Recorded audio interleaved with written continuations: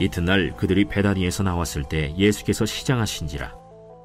멀리서 잎사귀 있는 한 무화과 나무를 보시고 혹 그 나무에 무엇이 있을까 하여 가셨더니 가서 보신즉 잎사귀 외에 아무것도 없더라. 이는 무화과의 때가 아님이라. 예수께서 나무에게 말씀하여 이르시되 이제부터 영원토록 사람이 내게서 열매를 따먹지 못하리라 하시니 제자들이 이를 듣더라.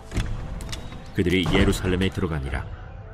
예수께서 성전에 들어가사 성전 안에서 매매하는 자들을 내쫓으시며 돈 바꾸는 자들의 상과 비둘기 파는 자들의 의자를 둘러 엎으시며 아무나 물건을 가지고 성전 안으로 지나다님을 허락하지 아니하시고 이에 가르쳐 이르시되 기록된 바 내 집은 만민이 기도하는 집이라 칭함을 받으리라고 하지 아니하였느냐. 너희는 강도의 소굴을 만들었도다. 대제사장들과 서기관들이 듣고 예수를 어떻게 죽일까 하고 꾀하니 이는 무리가 다 그의 교훈을 놀랍게 여기므로 그를 두려워함일러라. 그리고 날이 저물매 그들이 성 밖으로 나가더라. 그들이 아침에 지나갈 때 무화과 나무가 뿌리째 마른 것을 보고 베드로가 생각이 나서 여짜오되 라삐여 보소서, 저주하신 무화과 나무가 말랐나이다. 하나님을 믿으라. 내가 진실로 너에게 이르노니 누구든지 이 산더러 들려 바다에 던져지라 하며 그 말하는 것이 이루어질 줄 믿고 마음에 의심하지 아니하면 그대로 되리라. 그러므로 내가 너희에게 말하노니 무엇이든지 기도하고 구하는 것은 받은 줄로 믿으라. 그리하면 너희에게 그대로 되리라. 서서 기도할 때 아무에게나 혐의가 있거든 용서하라. 그리하여야 하늘에 계신 너희 아버지께서도 너희 허물을 사하여 주시리라. 그들이 다시 예루살렘에 들어가니라. 예수께서 성전에서 거니실 때 대제사장들과 서기관들과 장로들이 나와 무슨 권위로 이런 일을 하느냐? 누가 이런 일할 권위를 주었느냐? 예수께서 이르시되 나도 한 말을 너희에게 물으리니 대답하라. 그리하면 나도 무슨 권위로 이런 일을 하는지 이르리라. 요한의 세례가 하늘로부터냐 사람으로부터냐? 내게 대답하라. 그들이 서로 의논하여 이르되 만일 하늘로부터라 하면 어찌하여 그를 믿지 아니하였느냐 할 것이니 그러면 사람으로부터라 할까? 하였으나 모든 사람이 요한을 참 선지자로 여기므로 그들이 백성을 두려워하는지라. 이에 예수께 대답하여 이르되 우리가 알지 못하노라. 나도 무슨 권위로 이런 일을 하는지 너희에게 이르지 아니하리라. 오늘은 우리가 이 말라버린 무화과 나무에 대해서 큐티해 보려고 하는데요. 일단 본문을 보겠습니다. 여러분이 12절 초반을 보면 예수님이 전날 밤 베다니에서 주무시고 나오셨어요. 그러면 베다니에서 어디로 나오신 겁니까? 지금 예수님은 예루살렘으로 나오신 거예요. 그러니까 지금 이 말씀의 배경은 예루살렘입니다. 그런데 우리가 예루살렘이라고 하면 거기에서 가장 유명한 게 뭐겠습니까? 당연히 성전이죠. 그런데 성전은 뭐 하는 곳이죠? 지금은 교회의 시대이기 때문에 우리가 교회에서 예배를 드리지만 당시에는 성전에서 날마다 제사를 드렸습니다. 그런데 우리가 이 제사에 대해서 반드시 알아야 되는 게 있는데요. 여러분이 물론 잘 아시겠지만 제사 중에는 번제라는 제사가 있거든요. 근데 이게 뭐냐면 제물의 몸 안에는 배설물처럼 더러운 것들이 있는데 이 더러운 것들을 빼고는 전부 다 태워버리는 게 번제예요. 그런데 이 번제라는 제사를 드릴 때 제사를 드리는 사람이 어떤 믿음을 가지고 태워야 되냐? 원래 저 뜨거운 불에 올라가서 태워져야 되는 게 동물이 아니라 죄를 지은 나인데 오늘 내가 하나님의 은혜로 나 대신에 저 제물이 죽어져서 태워지는구나. 그리고 나는 살아나는구나. 이걸 반드시 시인해야 돼요. 그러면서 기도해야 됩니다. 주님, 원래 남김없이 지옥불에 태워져야 되는 죄인은 저 제물이 아니라 접니다. 그런데 살 길을 열어주신 하나님의 은혜 덕분에 살았습니다. 감사합니다. 이 기도를 같이 올려드리는 거예요. 그래서 성전은요, 기도하는 집인 겁니다. 그런데 이렇게 기도하면서 제사를 드릴 때 어떤 일이 일어나냐? 제사를 통해 올라가는 나의 신앙 고백이 제물을 태운 연기와 같이 하나님 앞에 상달이 되는데요. 성경을 보면 하나님께서 이 신앙 고백을 흠향한다고 기록하고 있습니다.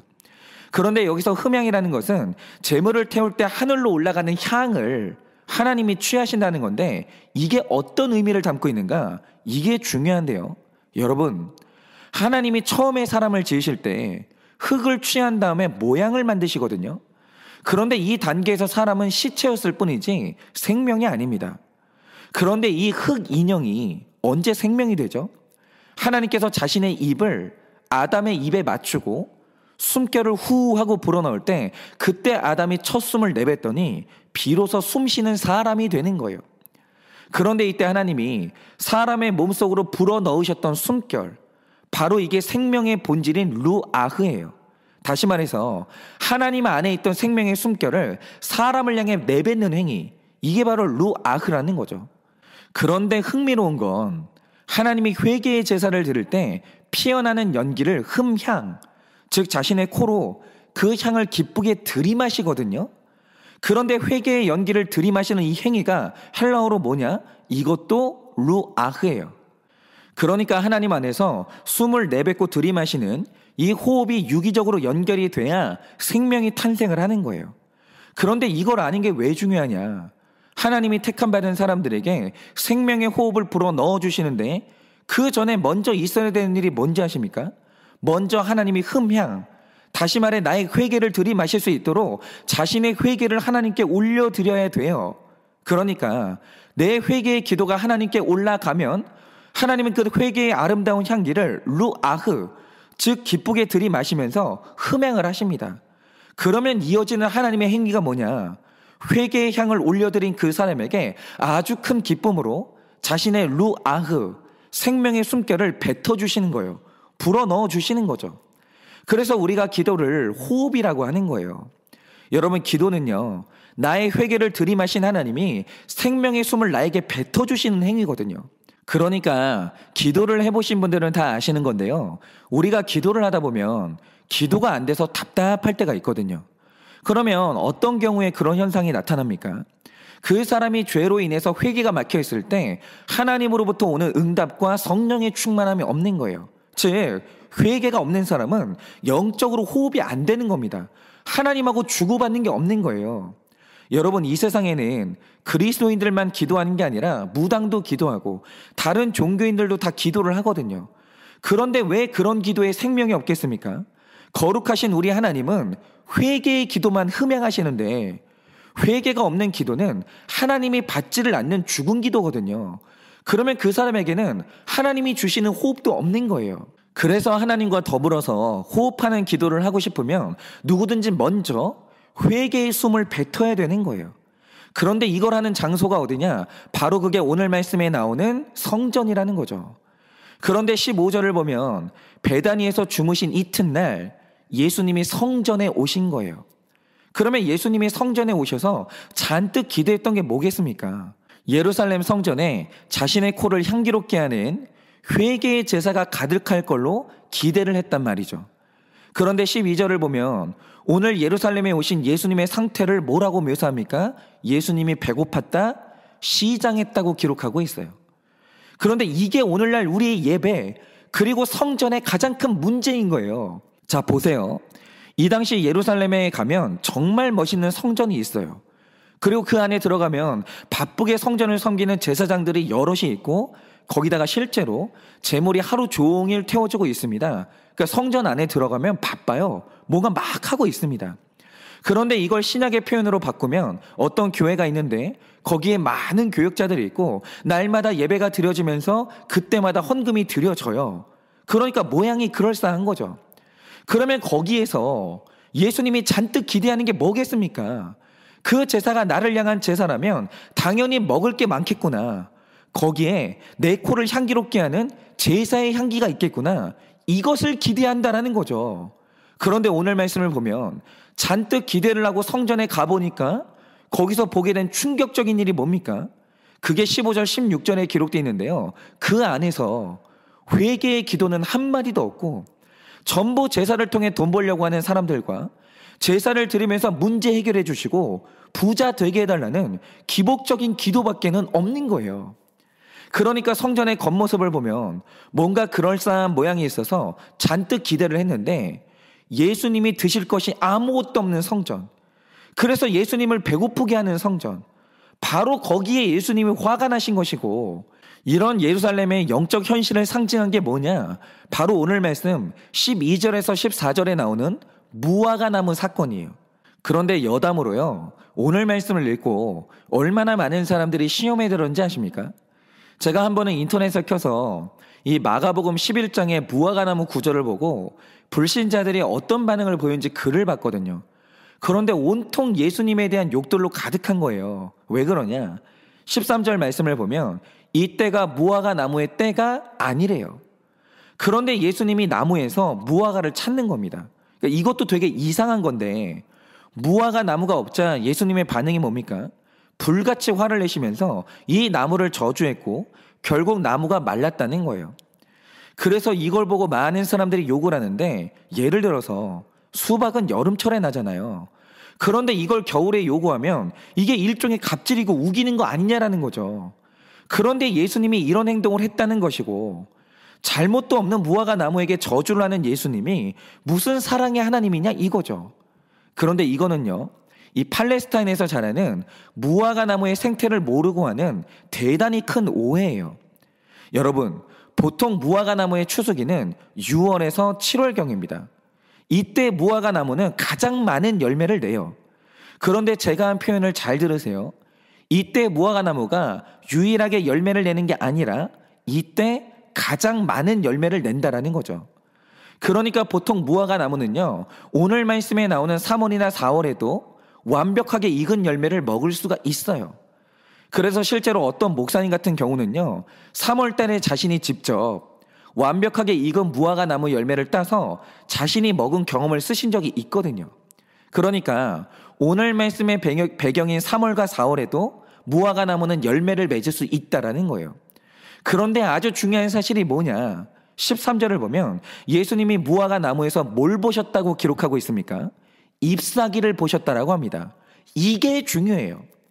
여러분, 이 무화과 나무가 3월이든 4월이든 6월이든 7월이든지 간에 그 나무에 열매가 열렸다는 표시가 뭐냐? 바로 그게 잎사귀예요. 여러분, 무화과 나무는 꽃을 안 내기 때문에 잎사귀가 달렸다, 그러면 그게 열매가 맺혔다는 사인입니다. 그래서 오늘 예수님은 그 잎사귀를 보고 때가 아닌데도 열매를 기대하면서 그 나무에게 가신 거예요. 그러니까 예수님에게 열매가 있을 거라고 기대하게 만든 게 뭡니까? 잎사귀를 내고 있는 무화과 나무예요. 보통 무화과 나무는요, 잎사귀가 있으면 열매가 있어요. 그래서 예수님이 잔뜩 기대하고 가셨는데 아무리 찾아도 열매가 없는 거죠. 그런데 바로 이게 이 당시 예루살렘의 영적 상태하고 똑같았던 겁니다. 여러분 잘 보세요. 하나님이 이 나무에게 옥토를 제공하셨습니다. 그리고 적절한 기온을 주시고 때를 맞춰 비까지 내려주셔서 건실한 나무로 성장을 했어요. 거기에다가 해충으로부터 보호를 해주셔서 드디어 잎사귀가 무성하게 생긴 겁니다. 그러니 오늘 하나님이 주신 은혜와 나무의 조건을 보면 당연히 열매가 있을 걸로 기대를 하는 거예요. 이건 당연한 겁니다. 그런데 예수님이 가보니까 모든 것을 갖춘 나무에 열매가 하나도 없는 거예요. 마찬가지로 하나님은요, 우리와 이스라엘에게 이것 때문에 분노하시는 겁니다. 여러분, 사람이라는 존재는요, 그때 우발적으로 태어나는 존재가 아니에요. 무릇 사람이란 정말 만세 전부터 하나님이 그 존재를 작정하시고 오장육부의 체질에서부터 그가 죽는 날까지 인생을 설계하지 않으면 태어날 수 없는 귀중한 존재가 바로 사람이에요. 그렇게 사람은 하나님의 귀한 작정 가운데 대단한 사명과 목적을 가지고 이 땅에 태어나는 거예요. 그래서 하나님은 사람이 사는 날 동안 짐승과는 비교도 안 되는 귀한 대접을 해주시고 이 땅의 모든 것을 먹는 것으로 허락하십니다. 또한 사는 날 내내 죽을 위험에서 보호하시고 드디어는 예수님까지 믿게 하셔서 교회의 직분자가 되게 하시는 거예요. 그러니까 바로 이게 나뭇잎이 무성한 나무가 된 거예요. 그러면 당연히 하나님이 이때 기대하시는 게 뭐겠습니까? 열매를 기대하시는 거예요. 여러분, 하나님께서 한 명의 완성된 성도에게 열매를 기대하시는 거, 그거 정상입니다. 그런데 문제는 뭐냐? 이 당시에 이스라엘처럼, 그리고 오늘 말씀에 나오는 무화과 나무처럼 잔뜩 기대하게 만들어 놓고 열매가 없는 성도들이 있다라는 거예요.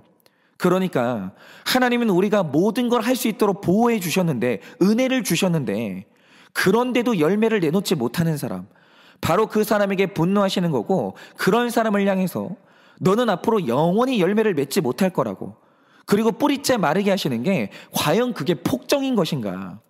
그것이 하나님의 인격을 의심하게 할 만한 일인가?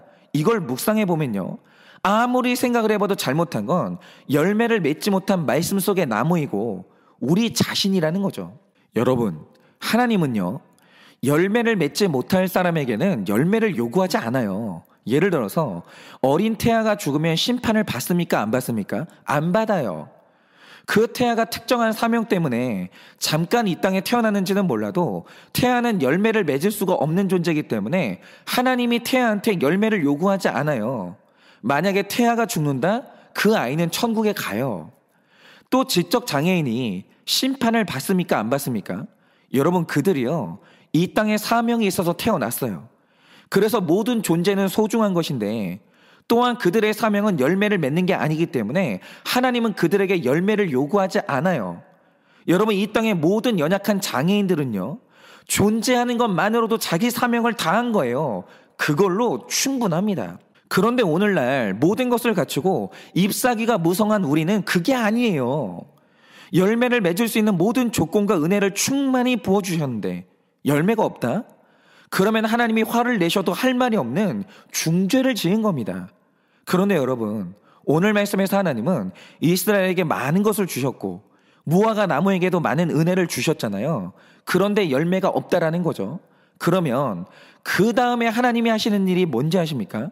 이게 중요한데요, 14절을 보면 이제 영원토록 사람이 내게서 열매를 따먹지 못하게 한다고 하시는데요, 이 말 뜻이 뭐냐면 주셨던 은혜를 다 걷어가신다라는 거예요.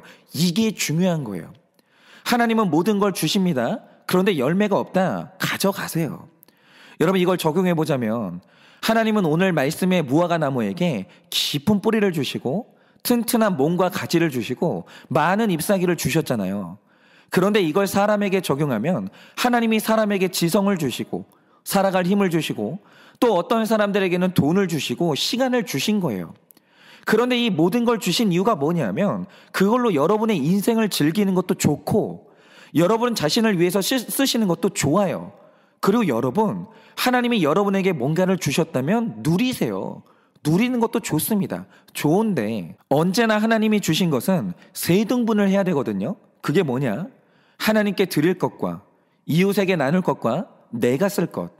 반드시 이 세 가지로 나뉘는 거예요. 다시 말해서 하나님이 나에게 맡기시는 모든 것은 전부 다 내 것이 아니에요. 거기에는 하나님의 것과 이웃의 것이 반드시 있는 겁니다. 예를 들어서 오늘 나한테 믿음이 있다고 하죠. 그러면 이 믿음으로 나만 구원받는 게 아니에요. 이 믿음 때문에 하나님이 받으시는 영광이 있고 내 이웃이 받는 혜택이 있는 거예요. 그 다음에 이 믿음으로 내가 구원을 받는 겁니다. 그런데 이건 시간도 마찬가지고 돈도 마찬가지예요. 그런데 어떤 사람이 하나님이 주셨는데 이걸 온전히 나만을 위해 쓴다. 그러면 바로 그게 도둑질이 되는 거예요. 그래서 하나님은 줬는데 열매가 없는 것에 대해서 그렇게 분노하시는 겁니다. 그런데 만약에 어떤 사람에게 시간도 줬고 건강도 줬고 돈도 줬는데 다시 말해서 잎사귀가 무성한데 아무리 찾아봐도 열매가 없어요. 그러면 하나님이 그 다음에 하시는 일이 뭡니까? 이건 제가 여러분에게 두려움을 드리려고 하는 말도 아니고 제가 여러분을 조종하려고 하는 말도 아니에요. 이건 가장 먼저 제 자신에게 하는 말인데 하나님은 열매가 없으면 주셨던 모든 은혜를 걷어가세요. 여러분 이거 기억하셔야 됩니다. 이를테면 이런 겁니다. 제가 어떤 분들을 보면요, 자기 수입에서 헌금을 하고 그 11조 하는 걸 되게 아까워하시는 분들이 있거든요. 그런데 그게 굉장히 미련한 말이에요. 왠지 아세요? 제가 굉장히 많이 본 바 하나님이 어떤 사람에게 잠시 물질을 맡겼다라고 하죠. 그런데 이 사람이 아까 말씀드리면 3등분 있죠. 하나님께 드리고 이웃과 나누고 내가 쓰고 이런 식으로 잘 쓰는 게 아니라 전부 다 자기를 위해서 쓰고 내 가족만을 위해서 쓴다라고 하죠. 그러면 하나님은 그 돈이 얼마가 됐든지 간에 다 걷어가시는데 제가 사역을 하다가 본 게 뭔지 아십니까? 우리가 아무리 물질을 지키려고 하고 내 건강을 지키려고 해도요, 하나님은 그걸 걷어가시는 창조적인 방법이 있어요. 예를 들어서 내가 돈을 안 쓴다 하지만 만약에 어느 날 내 몸이 아프고 내 가족이 아프다고 하죠. 그러면 그 돈 안 쓸 수 있습니까? 하나님이 낫게 해주실 때까지는 그 돈을 쓸 수밖에 없는 거예요. 그리고 하나님이 사람을 한번 중독에 빠지게 하면요, 10억 단위가 아니고 100억도 몇 년 안에 다 날릴 수 있어요. 저는 그런 분을 너무 많이 봤습니다. 이 외에도 내가 내 힘으로 지켜보려고 하지만 하나님이 걷어가시려고 작정하면요, 그걸 다 걷어가시는 방법이 있어요. 그것도 여러 가지예요. 뭐에 홀려서 전 재산을 투자했는데 그게 하루아침에 망한다든지, 정말 믿었던 사람에게 배신을 당한다든지, 하나님이 쓰시는 방법은 우리의 상상을 초월해요. 그래서 여러분은 여러분의 것을요, 여러분 힘으로 못 지켜요. 그런데 여기에서 중요한 게 뭐냐, 만약 어떤 분이 많은 재산을 가지고 있다가 도박을 해서 날리고 투자를 잘못해서 날리고 배신당해서 날렸다고 하죠. 그러면 평소에는 하나님께 드리고 이웃과 나누는 걸 그렇게 아까워하던 사람이 재산을 허망하게 날리면 그때 꼭 하는 말이 뭔지 아세요? 차라리 이 돈을 헌금했으면 복 받았을 텐데, 내가 왜 돈 있을 때 헌금을 하지 않았는지 그때서야 그걸 너무 안타깝게 생각을 해요. 또 평소에는 건강할 때 산으로 들로 놀러 다니던 분이 건강을 잃잖아요. 그러면 이상해요. 그때 하는 말이 뭔지 아세요? 내가 이럴 줄 알았으면 건강할 때 주를 위해서 일할 걸, 왜 건강할 때 그렇게 살았는지 모르겠다고, 이런 식으로요, 있을 때는 주신 것을 거룩하게 쓰지 않다가 잃어버리고 나면 그때 주를 위해 쓰지 않았던 것을 그때서야 그렇게 후회를 해요. 제가 물질 고난, 건강의 고난을 당하는 분들을 만날 때마다 꼭 듣는 말이 바로 이런 거예요. 그러니 제가 오늘 꼭 드리고 싶은 말씀이 뭔지 아세요? 제발 주실 때, 있을 때 잘 쓰세요. 여러분, 하나님이 뭔가를 주실 때 인색하지 마시고, 제가 아까 말씀드린 것처럼 내게 있는 것을 3등분해서 잘 사용하세요. 정말로 그게 물질을 아끼는 길이고요, 돈이든 시간이든 건강이든 주님께 드릴 것, 이웃과 나눌 것, 내가 쓸 것, 이렇게 3등분해서 쓰면요, 절대로 후회할 일이 없습니다. 절대로. 그래서 오늘은 마지막으로 여러분이 가진 시간과 건강과 물질로 꼭 맺어야 되는 열매 하나를 말씀드리고 싶은데요, 바로 그게 영혼구원의 열매거든요. 여러분, 우리가 부름받은 신앙의 최종 단계가 뭔지 아세요? 불신자를 향한 신앙의 고백이에요. 바로 그게 전도인 거죠. 그런데 이상하죠. 하나님이 어떤 사람을 교육시켜 줬어요. 어른으로 잘 자라나게 하셨어요. 그래서 은사도 주시고 말씀도 교육시켜 줬습니다. 그래서 하나님이 드디어 이 사회에 우리를 파송하시면서 예수 믿으라는 그 한마디 전도를 통해서 열매 맺기를 기대하시는데, 잔뜩 기대하게 만들어 놓고는 열매가 없는 거예요. 여러분, 정말 교회는요, 교육하는 교회가 아니라 전도하는 교회가 되어야 됩니다. 그런데 교육하는 교회가 뭔지 아세요? 교회 안에서 우리들끼리 지극히 지당하신 말씀만 하는 거예요. 그리고 정답에서 틀리면 또 우리들끼리 싸우다가 깨지고 교회 안에서 지지고 뽑고 싸우는 겁니다. 바로 이게 정답만 외치는 교회인데, 바로 이게 잎사귀만 많은 거예요. 그런데 여러분, 잎사귀가 많은 거는 정말 좋습니다. 왜죠? 이제 열매 맺을 수 있는 조건이 다 갖춰졌기 때문에 그거 좋은 거예요. 여러분, 사람이 정답을 많이 알면요, 하나님이 엄청나게 기대하십니다. 그런데 문제는 뭡니까? 정답을 많이 알아서 잔뜩 기대하게 만들어 놓고는 일평생 열매가 없는 거예요. 직장에 가서 단 한 사람에게라도 전도를 못하는 거예요. 여러분, 교회 안에서 가장 많은 사람이 누군지 아세요? 네가 전도를 해오면 교육을 내가 시키겠다라는 거예요. 그런데 그건요, 잎사귀만 내는 겁니다. 여러분, 교회 바깥에서 내 동료에게, 죽어가는 내 식구에게 예수님을 소개하면서 영혼 구원의 열매를 맺는 게 우리의 사명이에요. 여러분, 제가 지난 교회에서 어떤 분의 간증을 들었는데, 어떤 간증을 들었냐? 이분이 회사를 다니는데 어느 날부터 화장실에 이상한 책이 하나 있더라는 거예요. 그래서 그냥 대수롭지 않게 여겼는데, 그게 2달에 한 번씩 디자인이 바뀌는데 바뀔 때마다 화장실에 누가 그걸 갖다 놓더라는 거예요. 그런데 그게 큐티인이었습니다. 그런데 여러분, 또 화장실이 심심하잖아요. 그래서 어느 날은 도대체 여기에 어떤 내용이 있는지 심심해가지고 궁금해서 보다가 간증을 보기 시작한 거예요. 그런데 그거 보다가 은혜를 받아가지고 이분이 교회를 나오신 거예요. 그런 분이 있어요. 화장실에다가 큐티인만 놔둬도. 여러분, 바로 이겁니다. 어떤 방식으로든 전하려고 하는 그 노력, 그러니까 내 노력과 내 시간을 3등분하는 그 노력, 그 자체가 열매를 맺은 거고, 내가 만약에 전달하고 나눴으면 내 할 일을 다 한 거예요. 그런데 문제는 뭐냐? 많이 아는데, 많이 가지고 있는데 나누는 걸 못하는 거예요. 여러분, 우리는 나누고 전해야 됩니다. 그래서 영혼 구원의 열매가 있어야 돼요. 여러분, 이렇게 오늘 우리는 잎사귀를 내는 데서 끝나는 게 아니라 여러분이 열매를 잘 맺으셔서 예수님께 저주가 아니라 칭찬받는 여러분 되시길 예수님의 이름으로 축원합니다. 기도하겠습니다. 하나님, 오늘 말씀을 보니 예수님이 성전에 들어가셨는데 성전에 잎사귀도 있고 줄기도 있고 뿌리도 있는데, 성전 안에 헌금도 있고 사람들도 있고 또 시설도 있는데 그 안에 열매가 없는 것을 보고 예수님이 분노하셨다라고 그렇게 말씀을 하십니다. 하나님, 오늘 하나님 앞에 조용히 나 자신을 돌아보기를 원합니다. 하나님, 우리가 열매가 있습니까? 하나님께서 내 삶에 지성을 주셨고 시간도 주셨고 건강도 주셨고 물질도 주셨는데 내가 그것으로 사람들에게 나누면서 예수 그리스도를 전하고 있습니까? 하나님, 만약에 내 삶에 열매가 없다라고 한다면 내가 만날 주님은 분노하시는 주님밖에 만날 수가 없는 것입니다. 그리고 어느 날 하나님께서 내게 주셨던 것을 다 도로 가져가시는 것입니다. 그러니 주님, 오늘 우리가 늘 위로받는 말씀, 하나님 정말 동기부여를 받는 말씀만 듣는 것이 아니라 오늘 이 말씀을 두렵고 떨림으로 받기를 원합니다. 하나님, 주셨는데 열매 맺기를 원합니다. 그래서 나에게 더 많은 것을 주시기를 원하오니 주님, 열매 맺는 삶을 살게 하여 주시옵소서. 그래서 주님을 기쁘시게 하는 삶을 살게 하여 주시옵소서. 오늘 주님께서 우리 삶에 그런 마음을 주시고 나눔으로 말미암아 열매를 올려드리는 인생 살게 할 줄 믿사오며 살아계신 예수님 이름 받들어 기도드립니다. 아멘.